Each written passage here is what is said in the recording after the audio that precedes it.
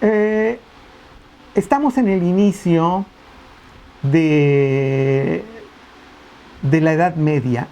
¿Qué es la Edad Media? La Edad Media es este periodo de 1000 años en Europa, que inicia aproximadamente en el año 500 después de Cristo. No es una fecha precisa, pero nos da una buena idea. Si ustedes tienen por ahí a la mano su línea del tiempo, lo pueden revisar ahí. Si no la tienen, yo se las voy a hacer llegar. Ahí en el 500 empieza la Edad Media y va a durar hasta el 1500, que es el Renacimiento. En estos 1000 años van a suceder una serie de eventos. Todo desde luego va a estar influido por lo que ya hemos platicado de lo que sucedió con Roma, con la caída de Roma. Al caer Roma, el Imperio Romano, suceden muchas cosas, se fractura, hay dos imperios romanos, el bizantino y el que está en Europa, que se llama el Sacro Imperio Romano, y este imperio queda ya muy reducido y da lugar a otras naciones, y sobre todo da lugar a una clase muy curiosa que se llaman los caballeros. Sé que todos han oído sobre la mesa redonda y Arturo y el caballero de la armadura dorada, etcétera, etcétera, el Miocid, todos estos personajes que los vamos a ver un poquito más detenidamente. Pero esto ya va a tener su eclosión, es decir, su explosión, ya más o menos como en el 800, 900. Es decir, recuerden que yo les dije que Roma cae en el año 500, pero hay todo un enorme periodo en el que los vikingos invaden Europa, los godos invaden Europa, los visigodos invaden Europa, los pueblos orientales invaden Europa.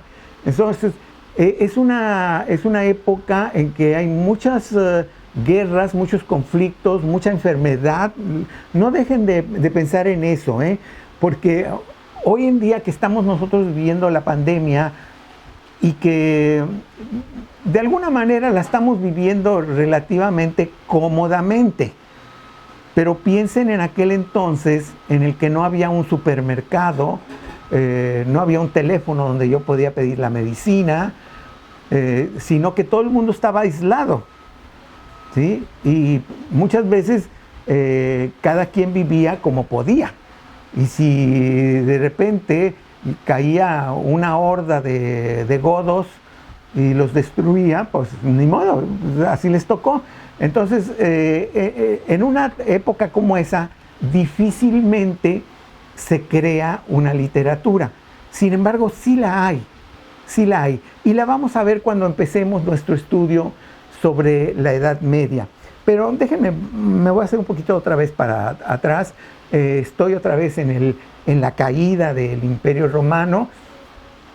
Cuando el Imperio Romano cae, no es que se termine todo, ya, se clausuró todo y todo el mundo se fue a su casa. No, las cosas siguen. Sigue existiendo una escritura. Les recuerdo que Roma había cambiado sus dioses por el cristianismo. Hay una literatura de tipo religioso muy importante en ese siglo, entre el 400 y el 500, del cual tenemos muchos libros que son muy interesantes. Y después, cuando empiezan las invasiones, es cuando sí ya no hay mucho tiempo para escribir. Sin embargo, y aquí quiero hacer esta señalización, ya para entonces ya empezaban a existir los conventos y los monasterios. Los conventos y los monasterios no son como lo que hoy tenemos idea. Los conventos y monasterios prácticamente eran ciudades, es decir, tenían su propio campo de labranza, tenían su propio farmacia, tenían todo dentro del monasterio, y dentro del monasterio también tenían la biblioteca. Estas bibliotecas, benditas sean ellas, se encargaron de conservar buena parte de los textos literarios de los griegos y de los romanos. Por eso nos llegaron a nosotros.